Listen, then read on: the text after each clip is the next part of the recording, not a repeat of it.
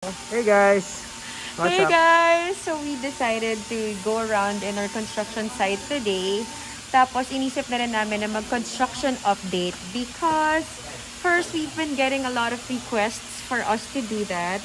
And parang at this point in our construction phase, parang pwede na nga tayo mag-construction Somehow, update, no? pwede na. Yeah, Medyo nasa finishing stage na tayo. Yeah, so medyo parang hindi na siya, medyo clear na yung mga plans. naiintindihan na. Yes, and medyo mai-imagine yun na rin siya. So, yeah, let's go. Our first place to go to will be our basement. So, this is the house.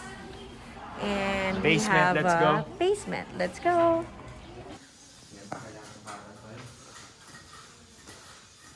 Okay, love. So, where are we now? So guys, nandito tayo sa man cave. So, ito yung man cave. Let me show them. Ayan. Yan yung kanyang... Okay.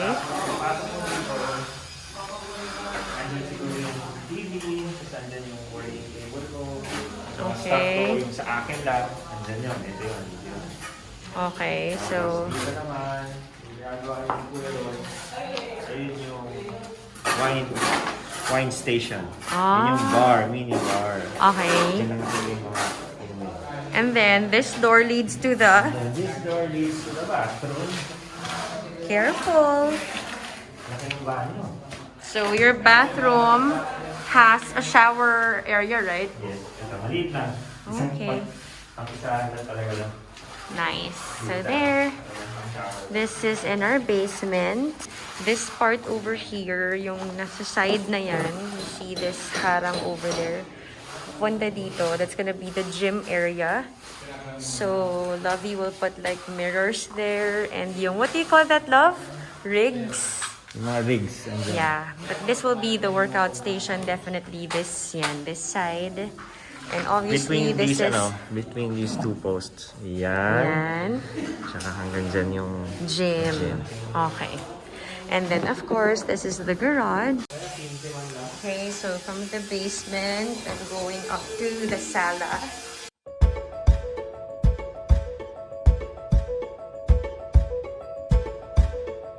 This is her entrance over there. Paakyat siya. And then when you go here, you will enter the door. So this is the foyer over here. And there's like a small hallway here. And this will be the living room. Yan, sa area na yan. Yan ang ating living room. This will be the dining area. Somewhere over here, this place. There behind me, kita mo may enclosure. Yan pa there. At dyan, that's gonna be the kitchen. So, itong aming kusina, meron siyang panels that closes. Tapos, natatago din yung panels na yun. And that's the reason for that. Gusto sana namin open lang lahat.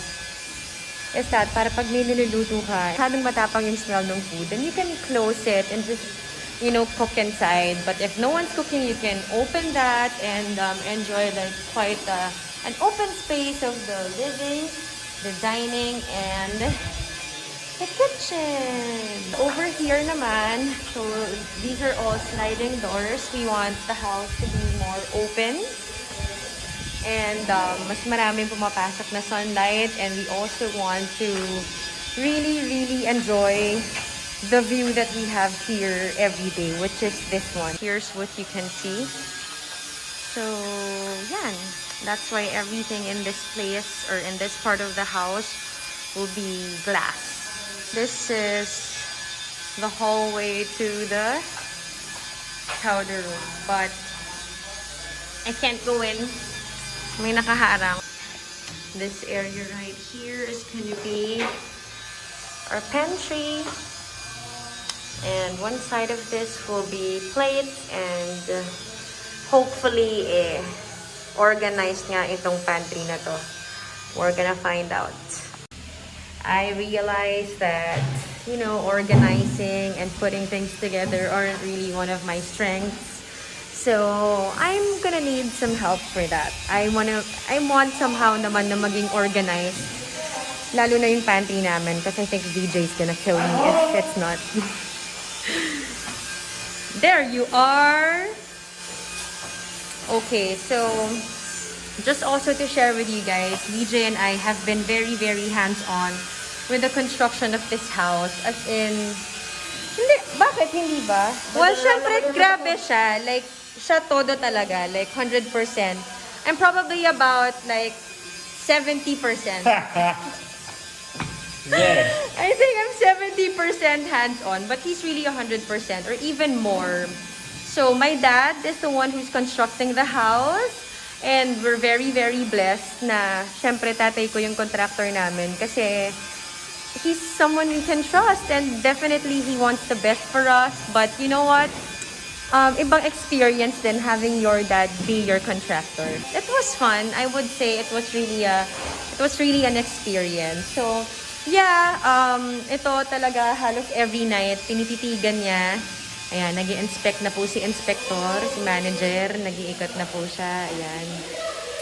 So every night we're always looking at the blueprint, always checking what we need. Ano pang tawag doon? Plan lang pala, plan. We were checking the plans, tinititigan namin like kung tama ba yung side na yon, like based on how we go around the house and how we imagine us moving around our house. Yun, so it was really fun and now nandito na tayo sa finishing stage. They're putting up the walls and the dividers of each rooms and hopefully soon pumasok na rin yung mga suppliers para mabuo na siya. Ano naman to, Lavi? What is this lugar? So this is the area of the kids. This is like the family hall.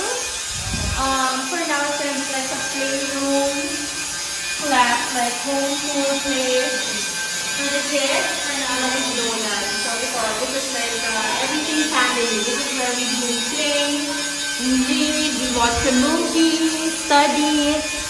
Yun. This is that room. Okay.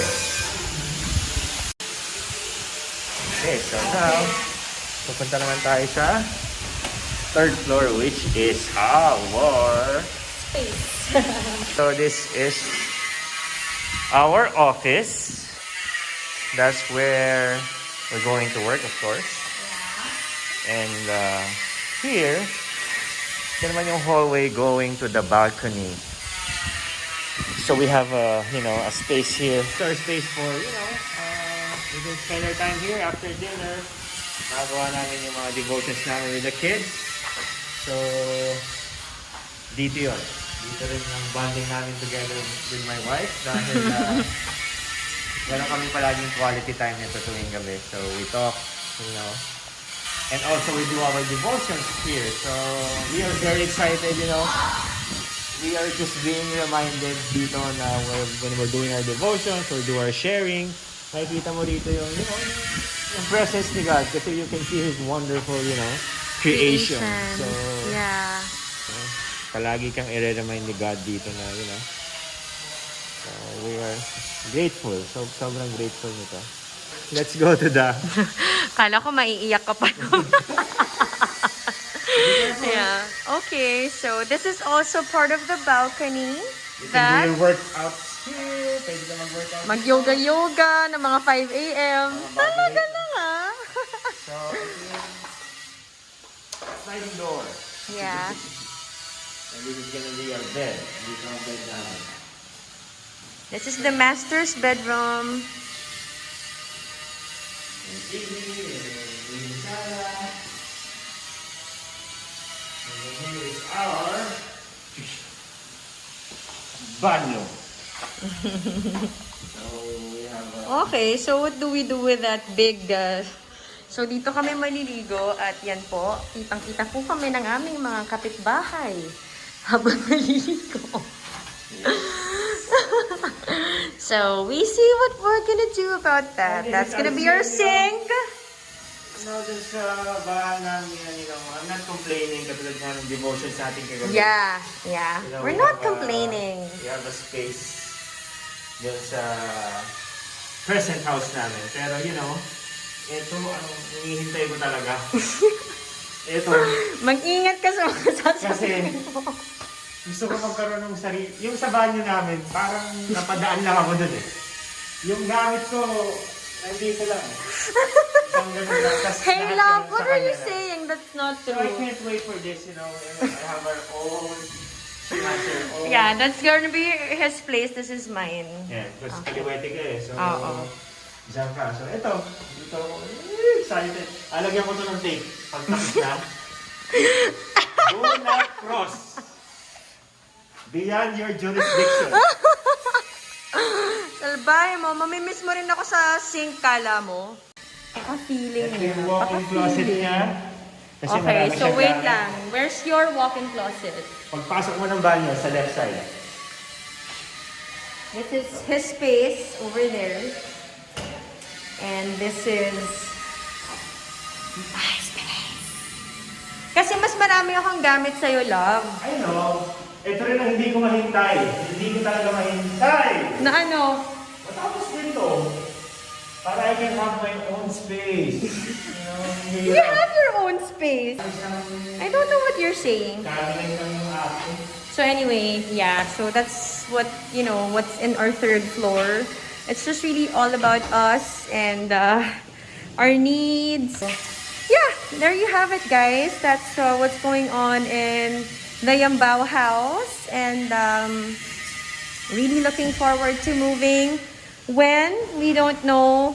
We'll see, but slowly getting there. So, love, any last words before I end it?